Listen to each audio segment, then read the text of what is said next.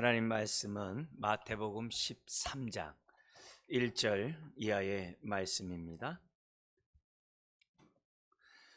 마태복음 13장 1절에서 35절인데요. 우리 부분 교도하도록 하겠습니다.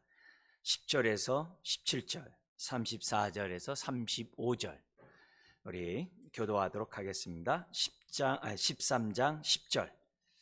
제자들이 예수께 나와 이르되 어찌하여 그들에게 비유로 말씀하시나이까?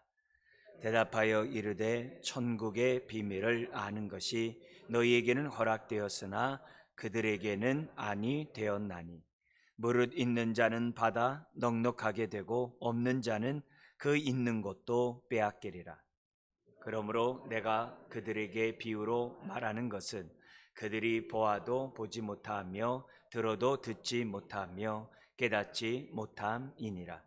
이사야의 예언이 그들에게 이루어졌으니 일렀으되 너희가 듣기는 들어도 깨닫지 못할 것이요 보기는 보아도 알지 못하리라.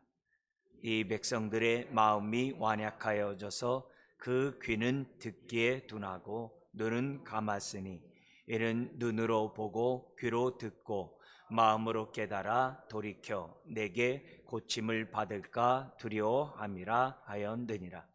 그러나 너희 눈은 봄으로 너희 귀는 들음으로 복이 있도다. 내가 진실로 너희에게 이르노니 많은 선지자와 의인이 너희가 보는 것을 보고자 하여도 보지 못하였고 너희가 듣는 것들을 듣고자 하여도 듣지 못하였느니라. 34절 35절 같이 읽겠습니다. 예수께서 이 모든 것을 무리에게 비유로 말씀하시고 비유가 아니면 아무것도 말씀하지 아니하셨으니 이는 선지자를 통하여 말씀하신 바 내가 입을 열어 비유로 말하고 창세부터 감추인 것들을 드러내리라 함을 이루려 하심이라. 아멘. 오늘 말씀의 제목은 35절에 있는 것처럼 창세부터 감추인 것들을 드러내리라 라는 제목으로 말씀을 나누기를 원합니다. 특별히 마태복음 13장은 하나님 나라에 대해서 저와 여러분들에게 깨닫도록, 특히 그 당시 유대인들에게 하나님 나라가 어떤 나라인지를 그들로 하여금 깨닫도록 하기 위해서 비유로 말씀하신 그 설교가 기록된 것이 마태복음 13장입니다. 마태복음은 5개의 예수님의 설교가 있죠. 첫 번째 설교가 어떤 설교죠? 우리 산상수훈, 마태복음 5장, 6장, 7장에 있는 산상수훈. 그 다음에 두 번째 설교가 우리가 세상에 보냄을 받은 자들인데 우리가 이 보냄을 받은 자로서 어떻게 이 세상을 살아야 하는가, 10장에 있죠. 세 번째 설교가 오늘 본문, 신앙생활에 있어서 또 성경에서 핵심 주제인 이 하나님의 나라에 대해서 우리에게 설교하신 것이 13장이에요. 그리고 나서 믿는 저와 여러분들이 교회 안에서 어떻게 신앙생활해야 되느냐, 그게 18장이 있어요. 그리고 마지막 5번째가 23장, 24장, 25장에 종말의 징조에 대해서, 또 종말에 주님의 재림과 함께 임할 그 심판에 대한 이런 메시지가 마지막 부분에 있어요. 그래서 오늘 저와 여러분들이 이 땅에 지금 살아가는 시기가 어떤 시기예요? 종말의 시기를 우리가 살아가고 있잖아요. 이런 세상에서 우리는 어떻게 신앙생활을 해야 되는가, 그것이 이제 마지막 5번째 설교가 있습니다. 그래서 이 5가지 이 설교의 내용들을 우리들이 잘 기억하고 또 거기에 따라서 우리들이 신앙생활 할 때 흔들리지 않아요. 그리고 우리가 정말 기초가 튼튼한 그런 집에서 그 반석의 집을 짓고 신앙생활하는 저와 여러분들이 될 수 있습니다. 그래서 우리가 이 13장을 통해서 하나님 나라가 어떤 것인지 우리 예수님이 7개의 비유를 통해서 그 당시 사람들에게 하나님 나라를 가르쳤고 오늘 저와 여러분들에게 가르치십니다.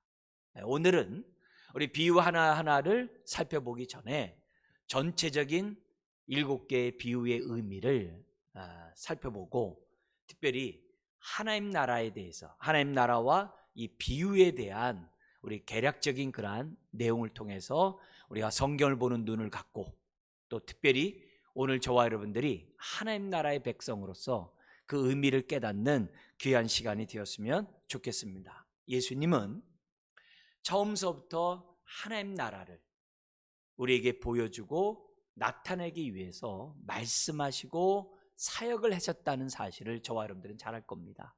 예수님의 첫 번째 메시지가 뭐예요? 회개하라, 천국, 하나님 나라가 가까이 왔다. 예수님의 핵심 메시지는 하나님 나라예요. 하나님 나라.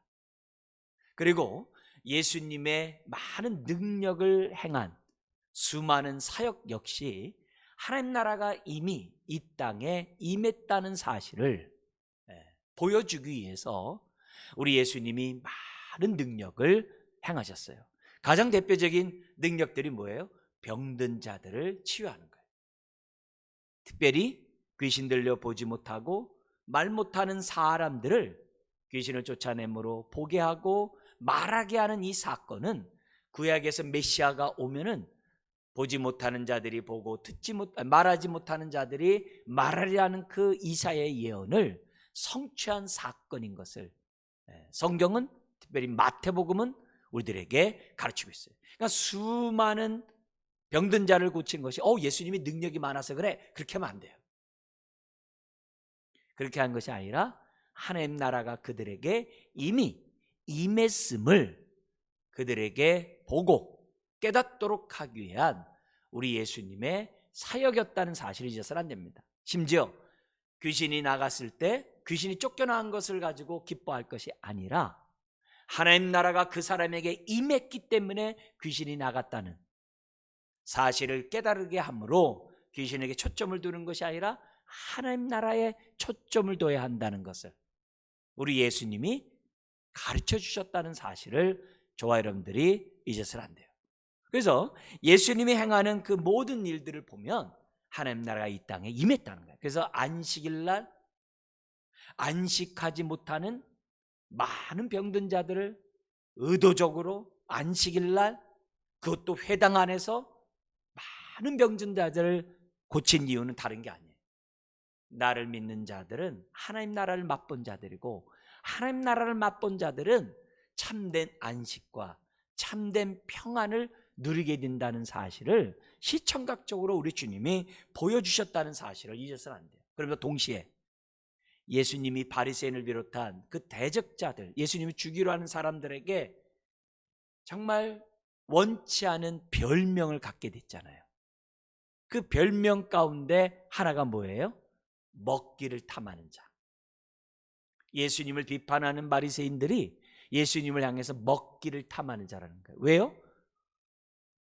허구한 날 시도 때도 없이 주님은 식사하셨거든요. 그것도 누구랑요? 죄인과 세리들과. 죄인과 세리들과 식사를 했어요. 심지어 정말 그 죄인이라고 하는 그 당시 천대받은 사람들에게 예수 그리스도를 영접한 자들이 너희들이 아브라함의 자손이고 훗날 하나님의 천국 잔치에 함께 동참하게 되리라는 그런 메시지를 전했어요. 그러면 왜 예수님이 먹기를 탐하는 자, 왜 그들과 사람들과 모일 때마다 식사를 하셨을까? 식탐이 많아서요? 아니에요. 천국은 잔치와 같다는 것을 사람들로 하여금 실제적으로 경험하도록 하기 위해서 그들과 함께 식탁 교제를 나눴던 거죠. 그래서 우리들이 신앙생활하면서 우리 주일날 지금 코로나 때문에 식사를 제대로 못합니다만 그런 식탁 공동체를, 식탁 교제를 통해서 훗날 다 혼인잔치에 다 참여하기를 바라는 마음으로 우리가 함께 식사하고 교제하는 이것은 신앙의 태도라고 말씀드릴 수가 있어요. 그러니까 예수님이 행하는 일련의 그 모든 것들은 내가 옴으로 하나님 나라가 이 땅에 임했다는 사실을 우리 주님은 말씀을 통하여 많은 능력, 이적들을 행하는 것들을 통하여 보여주시고자 했던 것을 보게 됩니다. 우리가 지난 매년 하는 40일 신앙훈련, 그 기간 동안 우리의 아침, 점심, 저녁으로 정말 예수님의 제자들이 정말 시간을 쫓아서 성전에서 기도했던 것처럼 우리도 하자 하면서 주기도문을 가지고 주기도문을 이루는 삶을 살게 해달라고 40일 동안 기도를 했어요. 그 주기도문의 핵심이 뭡니까? 나라가 임하게 해달라는 거예요. 하나님의 나라가 임하게 해달라고 하는 것이 주기도문.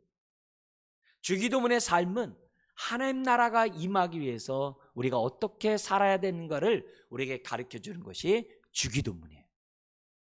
그래서 우리가 예수 그리스도를 영접함으로 하나님 나라의 백성이 되고 하늘의 시민권을 갖고 하나님의 자녀가 된 저와 여러분들은 항상 하나님 나라를 위해 먼저 그 나라를 구하면서 살아가는 저와 여러분들이 되어야 한다는 것이 하나님 말씀이에요.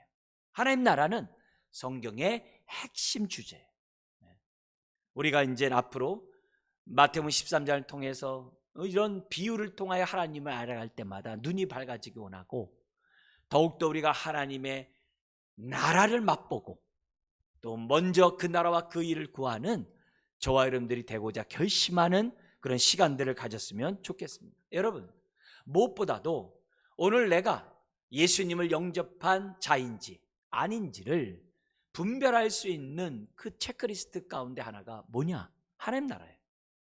내 생각과 내 마음에 하나님 나라가 없다고 한다면 한번 내가 제대로 예수 그리스도를 믿는지 점검하셔야만 해요. 예수 그리스도를 영접한 사람들은 하나님 나라가 그 마음에 임한 사람과 똑같아요. 이런 사람은 기본적으로 그 생각과 그 마음이 하나님 나라에 가 있어요. 내 생각이 어떻게 하면 하나님 나라를 내 마음과 내 가정과 내 삶 속에 임할 수 있도록 할까? 내가 열심히 일을 하면서도 이 일터에 어떻게 하면 하나님 나라가 임하게 할까? 내가 열심히 공부하면서도 이걸 통해서 어떻게 하면 하나님 나라가 나를 통해서 임하도록 하게 할까? 내 삶이 어떻게 하면 하나님 나라의 가치관을 가지고 하나님 나라의 비전을 내가 이 땅에서 이루면서 살아가는 인생이 될까? 그렇게 생각하면서 기도한다는 거예요. 내 삶이 하나님 나라가 내 생각과 내 마음이 없다면 한번 내가 첫 단추를 잘 꼈는지를 점검하셔야 돼요. 첫 단추가 뭐예요? 하나님이 정말 나의 아버지신지, 입술로만 고백하는 것이 아니라 정말 하나님과 나와의 관계가 올바른지 점검하셔야 돼요. 내가 하나님을 나의 아버지라 고백하면서 정말 감사하고 웬 은혜인가, 나 같은 자가 하나님을 아버지라 고백하는가, 그런 감사함이 있어야 돼요. 예수님을 나의 구세주로만 고백하는 것이 아니라 나의 주님이라고 고백하고 있는지를 점검하셔야 돼요. 그리고 고백하면서 정말 내가 감사하는지, 웬 은혜인가. 여러분, 예수님을 구세주로만 고백하면 안 돼요. 왜요? 구세주라고 고백하는 이유 중에 하나가 나에게 유익이 되고 나에게 좋으니까. 천국 간다는데 뭐. 여러분, 예수님을 구세주로 고백한 그 사람은 반드시 예수님을 내 인생의 주님으로 고백하게 돼 있어요. 예수님을 주님으로 고백하지 않는 건 영접한 게 아니에요. 그냥 내가 좋아서 그냥 종교적으로 믿는 거지. 예수님을 주님이라고 고백하는 그 고백이 예수님을 제대로 믿는 거예요.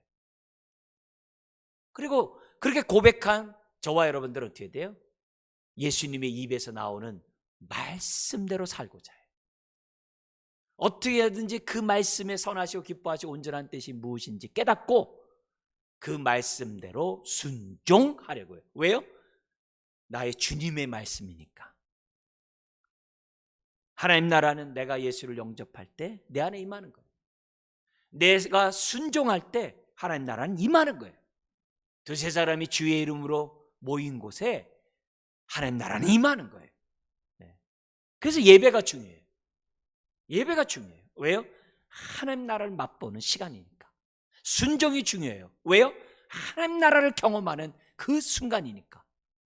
나를 저 복종하지 않고 옛사람을 벗어버리지 않으면 순종 못해요. 하나님 나라가 그 안에 있는 사람은 그래서 어떻게 돼요? 예배하려고 하는 거고, 그래서 순종하려고 하는 거고, 그러면 그럴수록 어떻게 돼요? 하나님 나라를 맛보게 되는 거예요. 하나님 나라가 뭐라고 그랬어요? 의와 희락과 화평이라고 그랬어요. 의는 뭐예요? 하나님과 올바른 관계를 말해요. 올바른 관계가 있는 사람은 그 안에 화평이 있어요. 평안이 있어요. 평안이 있으면 어떻게 돼요? 자연스럽게 입꼬리가 올라가요. 기쁨이 따라와요. 근데 세상에서는 거짓된 의가 있죠. 그게 자기의죠. 자랑하는 거짓된 평화가 있죠. 잠시 일시적인. 지금 우리나라도 다 뭐예요? 전 세계도 다 뭐예요? 다 국가들끼리 군사력이 어느 정도 돼야 평화가 있는 거지, 일시적인 평안이지, 그게 성경에서 말하는 참된 평안은 아니거든요. 기쁨도 일시적이고 소유적인 그런 기쁨들이 많지, 성경에서 말하는 주님이 주시는 그 기쁨을 맛보지 못하며 위장된 그런 것들을 통해서 우리를 유혹하는 세상이 오늘 우리가 사는 세상이에요. 그렇기 때문에 오늘 우리들이 정말 하나님 나라를 생각하면서 내 모습을 봐야 돼요. 내 안에 정말 하나님 나라가 이루어졌는지, 임했는지, 내가 하나님을 아버지라 고백하면서 감사하는지, 주 되심이라 주라고 고백하면서 감사하는지, 내 삶에 순종하는지, 정말 내가 정말 예배 가운데 하나님을 만나고자 하는 그런 마음이 있는지를 나를 모습을 보면서 점검할 수 있어요. 하나님 나라가 내 안에 있는지. 자, 그런데 예수님은 하나님 나라를 외쳤어요. 근데 제자들을 보니까 하나님 나라를 외치는 것보다도 십자가 부활을 외쳤네요. 그래서 언뜻 보면은 제자들이 왜 하나님 나라를 전하지 않고 왜 십자가 부활을 전했지 생각할 수 있어요. 우리 예수님이 어느 날 자신을 찾아온 바리새인이면서, 바리새인은 율법사들이거든요. 바리새인이면서 관원인 사람이 예수님에게 찾아왔어요. 그 바리새인인 그 니고데모에게 우리 주님 뭐냐면 거듭나야 하나님 나라를 볼 수 있다고 그랬어요. 하나님 나라 갈 수 있다는 거예요. 그러니까 이 나이에 어떻게 모태의 뱃속에 들어갔다 나올 수 있습니까? 그러자 우리 주님이 거듭나면 하나님 나라를 볼 수 있고 들어갈 수 있다라고 말씀하셨어요. 거듭나야 된다는 얘기였어요. 우리가 거듭나려면 어떻게 돼야 돼요? 예수님의 십자가 부활을 믿어야 되거든요. 왜냐하면 예수님의 십자가는 우리의 죄를 위함이요, 예수님의 부활은 우리의 의를 위함이라고 말씀하셨기에 우리는 예수 그리스도를 믿어야 천국 가거든요. 그러니까 제자들이 천국 가도록 하기 위해서 뭘 전한 거예요? 십자가 부활을 전한 줄 믿습니다. 여러분, 제자들이 선교하고 순교하고 하나님 말씀을 전할 수 있었던 것은 다른 게 아니에요. 그들 마음에 하나님 나라로 충만했기 때문에 그래요. 하나님 나라. 사도 바울이 복음을 전하다가 로마 감옥에 갇혔어요. 2번 갇히는데 두 번째 못배임을 당했어요. 못배임 끔찍하잖아요. 근데 로마 시민권을 갖고 있기 때문에 고통을 줄이자고 해서 못배인 거예요. 그렇지 않으면 십자가에 못 박아놓고 고통스럽게 죽여요. 로마 시민권을 갖고 있는 바울이기 때문에 두 번째 목배임을 당해 순교를 당했는데 대우해 준 거예요. 로마 시민권자라고 대우해 준 거예요. 근데 첫 번째 로마 감옥에 갇혔을 때 바울의 마음이 나와요. 나 여기서 빨리 순교당하고 주님 품에 안기고 싶대요. 근데 나에게 아직 사명이 남아서 빌립보 교회의 성도들을 온전케 하고 아직도 자기가 세운 그 교회를 굳건해야 될 사명이 남아서 내가 이 땅에 남아있기를 원한다라고 고백을 해요. 바울이 이렇게 할 수 있었던 이유가 뭐예요? 그는 천국까지 갔다 온 자였거든요. 하나님 나라를 보고 온 자였거든요. 그러니까 그 마음속에 어떻게 돼요? 하나님 나라가 가득 차 있기 때문에 죽음을 각오하고 전도했던 거고, 하나님 나라가 그 안에 있기 때문에 어떻게 돼요? 어떻게 하든지 이 나라가 사람들에게 드러나고 전파되고 하나님 나라의 백성이 되고자 하게 하고자 했던 것이 바울의 사역이었다는 사실을 저와 여러분들이 잊어서는 안 돼요. 그래서 제자들이 하나님 나라를 전하지 않고 십자가 부활을 전했다고 해서 다른 복음이 아니라 같은 얘기예요. 아닌가 다를까? 여러분, 많은 얘기하더라도 핵심 주제가 있잖아요. 핵심 주제. 많은 말을 해도 딱 한마디라도 핵심 주제 얘기하면 그게 핵심이잖아요. 여러분, 사도행전 1장에서 28장이 많은 십자가 부활을 매 장마다 전해요. 베드로와 바울이. 근데 처음과 끝에 핵심은 뭐예요? 하나님 나라예요. 그렇게 기록되어 있어요. 하나님 나라를 전하는 것으로 기록되어 있어요. 그러니까 바울 서신 어디를 보더라도 하나님 나라고, 우리가 공동 서신, 우리 계시록이나 이런 데 요한 1, 2, 3, 4 다 공동 서신이잖아요. 다 하나님 나라예요. 그렇기 때문에 오늘 저와 여러분들이 마태복음 13장을 통해서 하나님 나라가 이런 거구나 보다 더 우리가 분명히 알므로 우리들의 신앙생활은 뭐예요? 하나님 나라를 맛보고 먼저 그 나라 그 일을 구하는 저와 여러분들, 그것이 13장을 통해서 보다 더 확실하게 우리에게 전달되기를 소망합니다. 사랑하는 성도 여러분, 우리가 천국에 대한 오해 한 가지 더 말씀드린다면은, 천국은 죽어서 가는 곳이 아니에요. 천국 그럼 자꾸 나라를 이렇게 장소를 생각을 해요. 하나님 나라 그러면 장소, 대한민국처럼 이렇게 장소를 생각을 합니다. 그러나 성경에서 하나님 나라는 어떤 이렇게 물리적인 그런 장소, 물리적인 장소 영원할 수가 없잖아요. 그다음에 영원한 나라를 물리적인 데서 후퇴하고 쇠퇴하는 그런 것으로 이해하기보다는 하나님 나라 그럼 뭐냐면 하나님과의 관계예요. 관계. 그래서 하나님이 내 안에 임하시면, 임재라고 그러잖아요. 임하시면 내 안이 하나님 나라가 되는 거예요. 오늘 두세 사람이 주의 이름 모인 이 예배는 뭐예요? 하나님의 나라가 되는 예배가 되는 거예요. 나라가 된 예배가 되는 거예요. 그래서 하나님 나라 그러면요, 장소보다 우린 그걸 갖다 다른 말로 하면은 임재, 하나님의 통치와 다스림, 이런 단어로 하나님 나라 얘기하는 거예요. 그래서 아까 순종하는 그것이 하나님 나라라는 것이 왜 중요한 거예요? 순종은 하나님의 통치와 다스림 없이는 안 돼요. 절대 안 됩니다. 나의 옛사람을 십자가에 못 박지 않고는 순종 못 해요. 어떻게 이기적이고 욕심 많은 내가 남을 사랑합니까? 말도 안 되죠. 네. 안 되죠. 벌써 그 순종한다는 자체가 뭐예요? 말씀의 통치를 받아서 내가 순종하는 거거든요. 그래서 하나님 나라를 통치와 다스리라는 표현을 쓸 때마다 이상하게 생각하지 말고, 하나님의 임재를 얘기할 때 이상하게 생각하지 말고, 다 뭐예요? 하나님과의 관계성 속에서 우리들이 하나님 나라를 이해해야만 한다는 거예요. 그렇기 때문에 여러분의 가정이 뭐가 될 수 있어요? 하나님 나라가 될 수 있어요. 뭐 하면요? 하나님의 통치를 받으면. 어떻게 해요? 말씀에 순종하고자 하고 말씀을 통해 하나님과 교제하고자 하면은 여러분의 가정이 천국이 되는 줄 믿습니다. 그러니까 지옥 같은 이 세상에서 은혜의 날개 아래 저와 여러분들이 들어가야 돼요. 너무나도 험난한 이 세상, 신락원이잖아요. 신락원에서 낙원을 경험하는 삶을 살려면 어떻게 되냐면 주님의 통치 아래 들어가야 돼요. 그래서 예수님을 나의 주님이라고 고백하는 게 너무 중요한 거예요.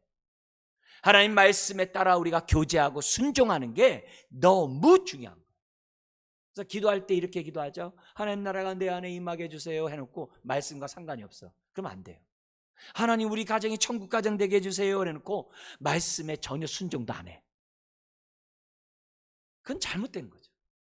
말씀과 기도를 초월하면 안 돼요. 말씀과 기도가 있는 곳에 하나님 나라가 임하는 거예요. 여러분의 심령에 말씀과 기도가 충만하기를 주의 이름 축원합니다. 여러분의 삶 속에 말씀에 따라 살아가는 인생이 되길 주의 이름 축원합니다. 그럴 때 그곳이 천국이 되는 거예요. 우리는 그런 삶을 저와 여러분들이 살아야 돼요. 예수님도 그랬어요. 천국이 여기 있다 저기 있다 하지 말라는 거예요. 다 뭐야? 너희 안에 있다 그랬어요. 네. 너희 안에 있다 그랬어요. 의와 평강과 기쁨이 있는 너희 안이 천국이라고 주님은 말씀했어요. 자, 그러면서 이런 천국을 알게 하고자 뭐예요? 비유로 말씀하셨어요. 7개 비유를 했어요. 자, 그러면 이 비유의 내용을 우리가 다음 주부터 우리 구체적인 내용 비유를 보겠습니다만, 개략적인 비유를 잠깐 본다면 우리 주님은 일상생활 속에서 누구나 다 알고 있는 그것을 사용해서 비유로 하나님 나라를 얘기했어요. 여기에 7개 중에서요 4개가 농사와 연관되어 있어요. 왜냐하면 그 당시에 농사들을 졌기 때문에 농사였어요. 가장 첫 번째가 뭐였죠? 씨 뿌리는 비유를 통해 하나님 나라를 얘기했어요. 두 번째가 뭐예요? 좋은 씨앗을 뿌렸는데 가라지를 갖다 뿌린 좋은 씨와 가라지의 그 비유를 통해 하나님 나라를 얘기했어요.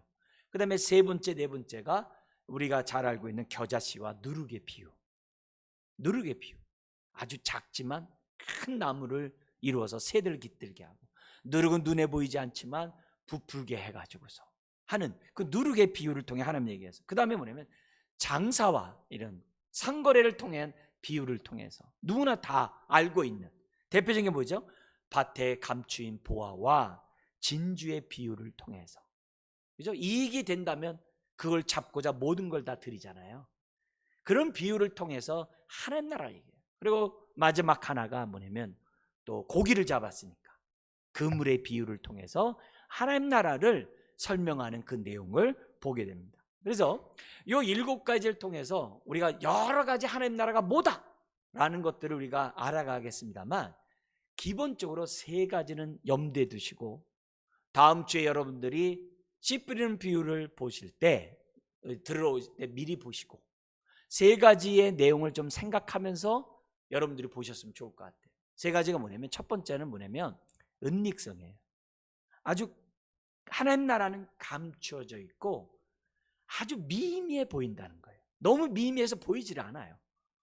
그게 하나님 나라의 첫 번째 우리 그런 특징이 그런 비유를 통해 나타납니다. 그래서 육신의 눈으로는 보고자 해도 보이지 않아요. 니고데모가 같은 바리새인이 보고자 하더라도 너무 잘 이렇게 확실히 알지를 못해요. 예수님이 그렇게 하나님 나라가 임했다는 것을 많은 능력을 통해 보여서도 잘 보이질 않아요. 난 놓고 기억자를 몰라요. 두 번째, 하나님 나라의 역동성이에요. 아주 나라는 감춰져 있고 미미해 보이는 것 같지만 역동적으로 하나님 나라가 역사하고 있다는 거예요.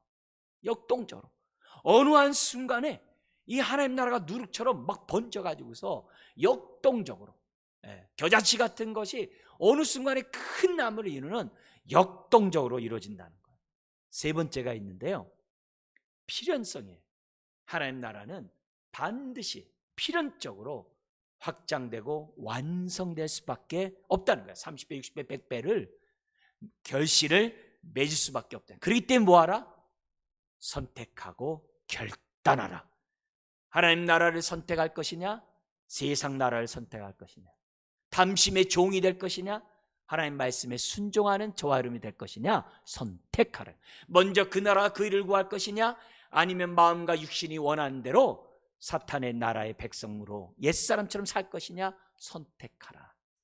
그 3가지가 우리가 이제 하나님 나라를 공부하면서 우리가 하나님 나라를 보게 될 거예요.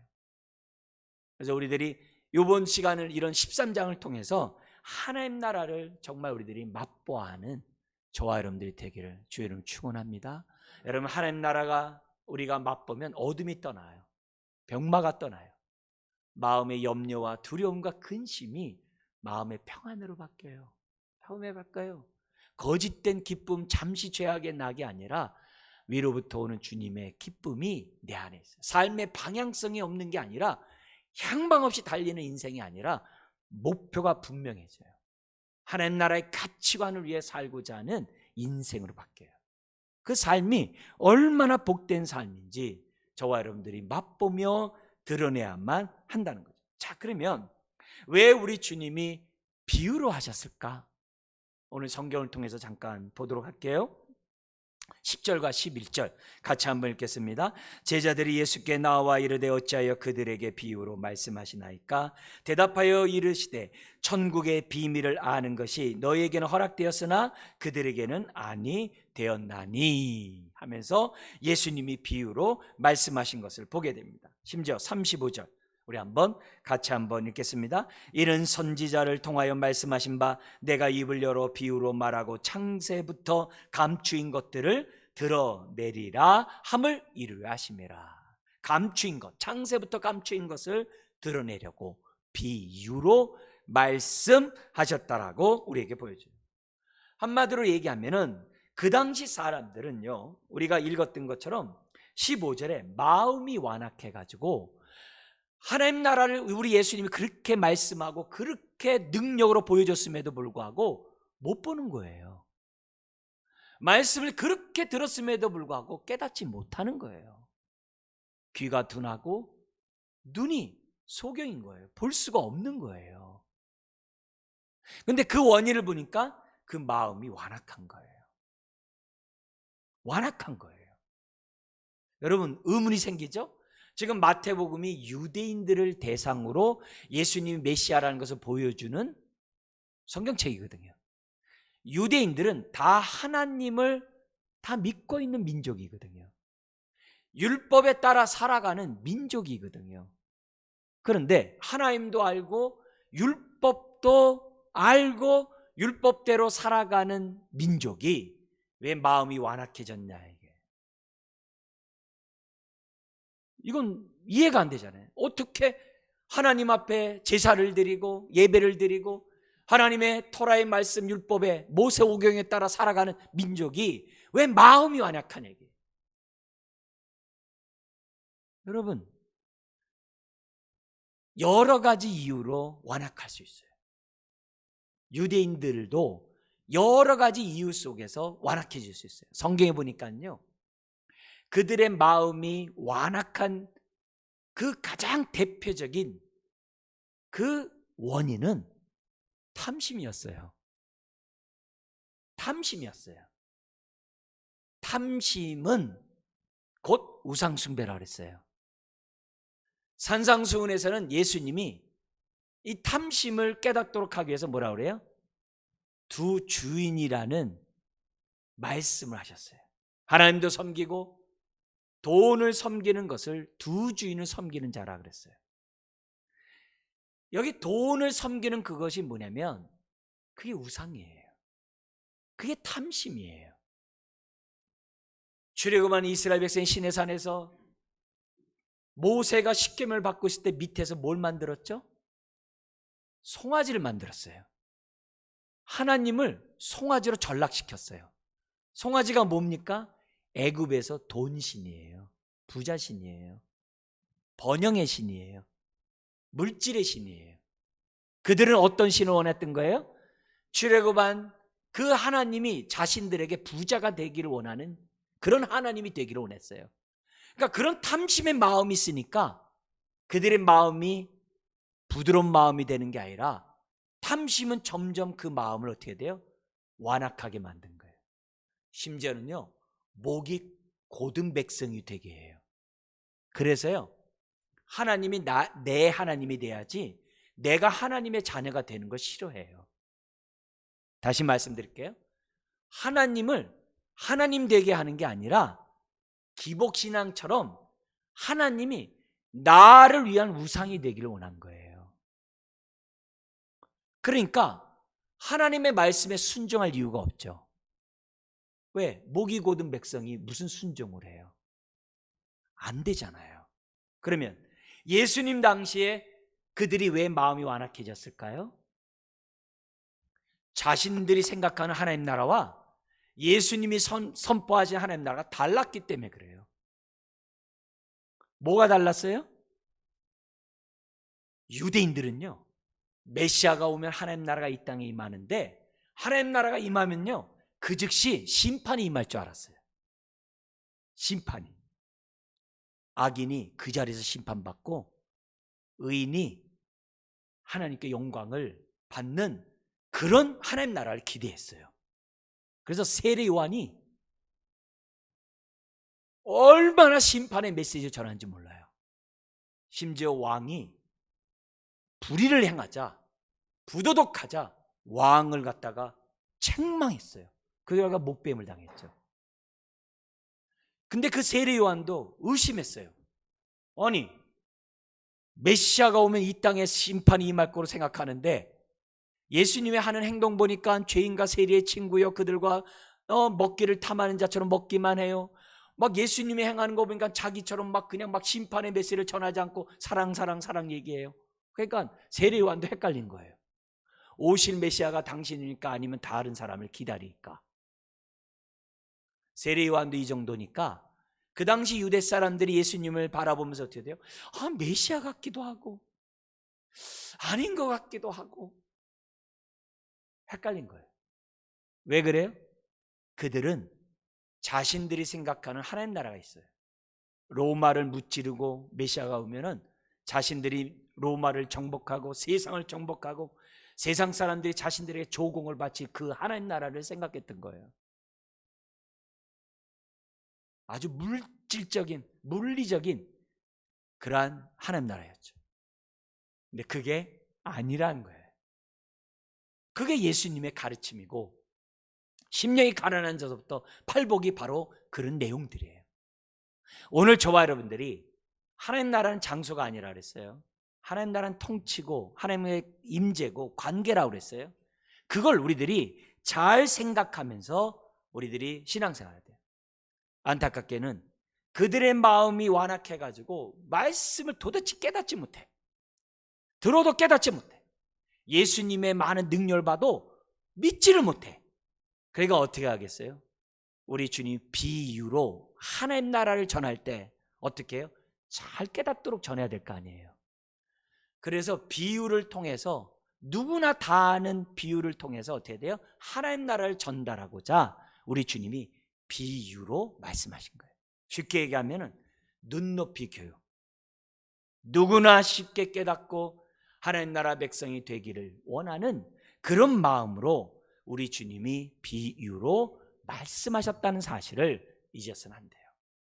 여러분, 거기 9절에 귀 있는 자는 들으라라고 하는 이런 말씀을 해요. 씨 뿌리는 비유를 하면서. 계시록에서도 귀 있는 자는 들을지어다라는 말씀을 많이 해요. 이 메시지는 우리가 느끼는 뉘앙스와 유대인들의 뉘앙스가 달라요. 유대인들의 단어보다 의미를 전달할 때 쓰는 표현법이 귀 있는 자는 들을지어다예요. 단어보다도 의미를 전달하고자 할 때. 그러니까 씨 뿌리는 비유를 통해서 그 의미, 하나님 나라의 의미를 잘 깨달으라고 이 말씀하신 거예요. 이 말은 니들 듣든 자들이 상관없어. 귀가 있는 사람만 들어. 그런 얘기가 아니라 그들이 이해하고 깨닫고 듣고 하나님 앞으로 나오고자 하는 마음 속에서 주님이 하신 그런 내용이에요. 여러분, 오늘 이 성경에서 히브리인들의 표현법을 좀 우리가 기억할 필요가 있는데 여기 16절에도 이런 말씀이 있어요. 제자들에게 얘기합니다. 너희 눈은 봄으로 복이 있고 너희 귀는 들음으로 복이 있대요. 우리는 그렇지 뭐. 여러분, 요 말 속에는 뭐가 있어요? 그들의 눈은 예수님의 그런 많은 이적을 통해 예수님이 하나님의 아들 메시아라는 것을 믿었어요. 그래서 복이 있는 거예요. 그들은 산상수훈과 이런 말씀을 들었어요. 근데 듣는 것으로 끝난 게 아니라 믿었어요. 그래서 복이 있는 거예요. 근데 우리는 그냥 한글로 이 단어를 알아가지고 눈, 귀 이렇게 생각하잖아요. 근데 히브리 사람들은요, 이 단어에 의미가 있어요. 의미가 있어요. 어떤 의미냐면은 눈은 심장하고 연결됐다고 생각해요. 눈은 마음과 가슴과 연결됐다고 생각하는 게 히브리인들이에요. 귀는 입과 연결되어 있다라고 생각하는 게 히브리인이에요. 귀는 입으로.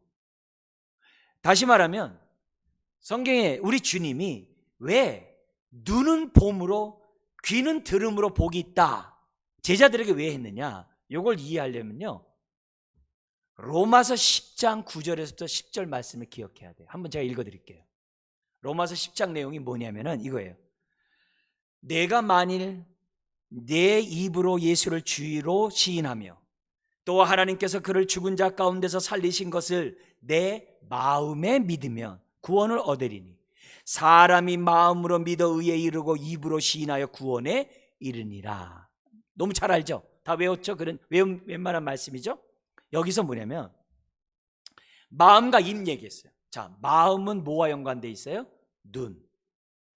입은 뭐와 연관되어 있어요? 귀. 눈과 귀는 원인이라고 한다면 마음과 입은 결과예요. 그러면 로마서 10장에 있는 말씀을 가지고 오늘 말씀을 얘기하면 뭐라는 거예요?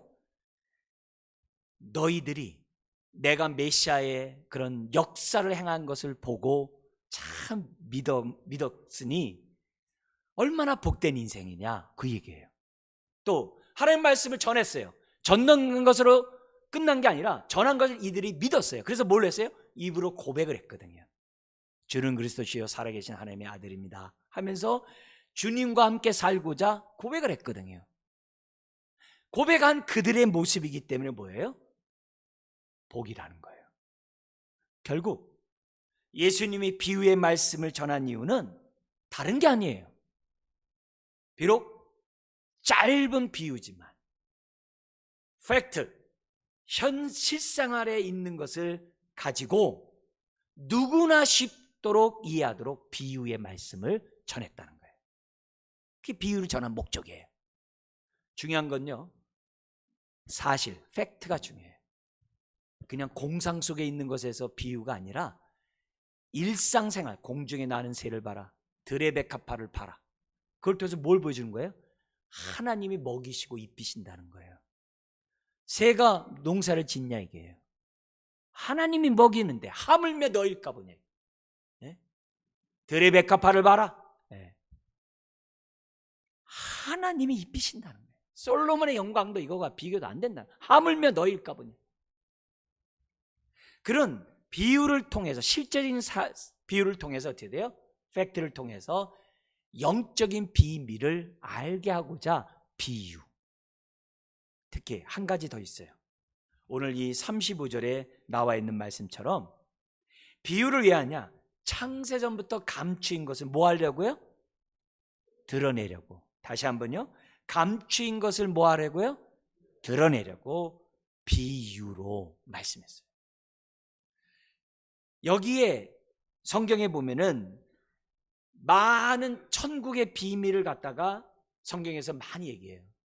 비밀이란 단어를, 천국 비밀을 많이 얘기해요. 그래서 천국은 이와 같다면서 비밀을 많이 하는데 그 비밀은 우리가 흔히 말하는 시크릿의 그 비밀이 아니에요.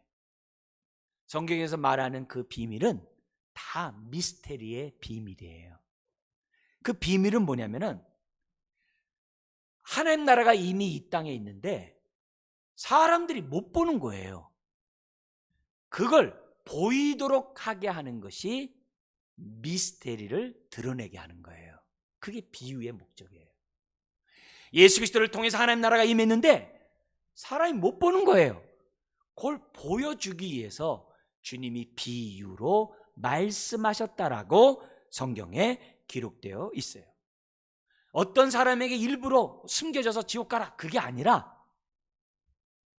한 영혼이라도 구원받고자 하는 그런 긍휼한 마음으로 우리 주님이 비유로 하나님 나라를 전하고 오늘 저와 여러분들이 잘 깨닫고 천국 시민답게 이 땅에 살아가도록 하기 위해서 비유의 말씀을 전했다는 사실을 기억해야 돼요. 여러분, 이 세상에 하도 많은 이단들이 비유를 해석한다고 해서 사람을 해가지고 사람을 막 신비한 쪽으로 막 끌고 가는 것에 현혹되면 안 돼요. 주님이 사용하신 비유는 팩트를 근거로 이미 우리 앞에 있는 것을 감추인 것이 다 드러났음에도 불구하고 보지 못하는 자들을 보게 하기 위해서 비유를 했다는 이 원칙을 잘 기억하고 잘못된 것에 미혹받지 않도록 여러분들이 잘 분별하길 바라요. 여러분, 우리 마지막 16절 한 절을 다시 한번 보도록 하겠습니다. 같이 한번 읽겠습니다. 그러나 너희 눈은 봄으로 너희 귀는 들음으로 복이 있도다. 이 시간 강조하고 싶은 게 이겁니다. 하나님을 나의 아버지로 예수님을 나의 구세주 주님이라고 고백하고 있다면 그 사람은 복된 인생이에요. 복된 인생이에요. 이걸 여러분들이 확실히 깨닫기를 바라요. 특별히 어떤 복을 경험한 사람들의 하나님 나라를 맛본 복된 인생이에요. 그래서 하나님 나라를 맛본 사람들의 특징이 아까 처음에 뭐라 그랬어요? 자꾸 하나님 나라를 생각해. 어떻게 사는 것이 먼저 그 나라와 그 일을 구하는 삶인지를 자꾸 생각해. 그럼 마음에 다짐해요. 주여, 나를 통해 하늘에서 이룬 뜻이 이 땅에 이루어지기 원하고 하나님 나라가 임하는 그런 인생이 되기를 원합니다 하면서 마음에 다짐을 하는 인생으로 바뀐다는 사실을 기억해야 됩니다. 여러분, 제자들도 말합니다. 비유로 얘기하니까 그 비유의 뜻이 뭡니까? 라고 물어요. 왜 물어요? 그 안에 하나님 나라가 있기 때문에 말씀에 호기심을 갖는. 그래서 하나님 나라가 그 안에 임한 사람들, 복을 받은 인생들의 특징을 보면은 말씀에 관심이 있어요. 더 알고자 해요. 더 기도해요. 더 알고자 해요. 하나님의 선하신 뜻이 무엇인지 알게 해달라고 하나님 앞에 기도하는 인생이 돼요. 자꾸 순종해요. 왜냐하면 순종할수록 경험하는 평안과 기쁨이 있거든요. 그런 인생을 살아가게 되어 있다는 거예요. 그래서 우리가 이 시간에 제가 강조하고 싶은 얘기가 다른 게 아니에요. 여러분, 하나님을 아버지로 예수님 나의 주라고 고백하는 인생은 복된 인생, 하나님 나라가 그 심령에 내 안에 임한 축복을 받았다는 사실을 깨닫고 감사하기를 주의 이름으로 축원드립니다. 네? 여러분, 하나님 나라가 멀리 있는 것이 아니에요. 바로 내 안에 있어요. 네? 내 안에 있어요. 자꾸 장소, 물질적인 것으로 하나님 나라 생각하면 안 돼요. 한 번은 바울에게 당신 사도 맞아? 자꾸 이러니까 고린도 교회가 바울이 개척한 교회잖아요. 근데 바울에게 자꾸 그런 얘기 하니까 속상하잖아요. 당신이 하나님 또 보냄받았다는 증거 보여봐, 뭐 이런 식으로 얘기를 하니까 바울이 내가 예수님 때문에 이 고난받은 게 증거다 얘기하더라도 잘 안 받아들이는 거예요. 그러니까 고린도후서 12장에 바울이 마지못해 뭐라고 기록되어 있냐면 이렇게 돼 있어요. 무익하나마 내가 부득불 자랑한다 하면서 천국 갔다 온 얘기를 해요. 바울이 쓴 표현을 쓰세요. 보세요. 무익하나마. 천국 갔다 온 게 무익하나마. 당신네들이 완악해서 내가 사도직을 자꾸 부인하고 있으니까 그래, 내가 갔다 온 거 내가 얘기해 주마. 무익하나마 내가 부득불 자랑한다 하면서 천국 얘기를 한 거예요. 여러분, 천국을 자꾸 장소 이런 것들을 하지 말라는 그 내용도 바울에게서 지금 우리는 볼 수가 있는 거예요. 여러분, 예수님을 나의 아버지라 고백한 그 마음이 천국인 줄 믿습니다. 순종하는 나의 삶이 천국인 줄 믿습니다. 예배하는 이 시간이 천국인 줄 믿습니다. 예수님은 보이지 않는 천국을 보여준 거예요. 그래서 궁핍과 결핍 속에 온 자들이 주님 앞에 나올 때마다 부유함을 맛본 거예요. 예를 들면 수고하고 무거운 짐자들아 다 내게로 오라. 그러면 어떻게 돼요? 편히 쉬게 되는 천국을 맛보는 거예요. 당자와 같은 사람이 잔치의 즐거움을 맛보게 하는 것이 예수님이에요. 심지어 삭개와 같이, 삭개 아시죠? 세리. 돈을 많이 벌었어도 만족이 없는 이 세리가 주님 앞에 오자 어떻게 돼요? 다 구제로 나눠주잖아요. 천국이 임한 거죠. 각색 병든 자들과 귀신 들린 자들이 주님 앞에 올 때마다 다 취함을 받아요. 그게 바로 천국이죠. 불안과 두려움 속에 살아간 자들이 주님 앞에 나오면 마음의 평안과 기쁨을 누려요. 왜요? 예수님이 바로 하나님 나라를 우리에게 주신 분이기 때문에 그래요. 왜 우리가 예수 안에 거하자, 예수님과 함께 살자, 예수님의 순종하고 주님 가는 길 가자, 그것이 바로 뭐예요? 천국이기 때문에 그래요. 사랑하는 성도 여러분, 우리가 생각이 하나님 나라로 가득 차길 원해요. 우리의 마음이 하나님 나라의 비전으로 가득 차기를 원해요. 그래서 여러분들의 삶이 천국을 맛보고 천국을 보여주는 삶이 되시길 주의 이름으로 축원드립니다. 기도하겠습니다. 하나님 아버지, 오늘도 우리로 하여금 주일을 예배를 통하여 거룩하신 하나님을, 또한 하나님의 임재를 하나님의 나라를 경험케 하시니 감사합니다. 예배할 때마다 영안이 밝아지게 하시고 우리와 함께하는 주님을 보게 하여 주옵소서. 주여, 우리들의 심령의 변화를 받아 하나님 나라가 내 안에서 역동적으로 역사함을 경험하는 자녀들 되게 하여 주옵소서. 주님이 비유로 하시니 하나님 나라 온전히 깨닫게 하여 주시고 하나님 나라의 백성답게 살아가는 자녀 되게 하여 주옵소서. 예수님의 이름으로 기도드리옵나이다. 아멘.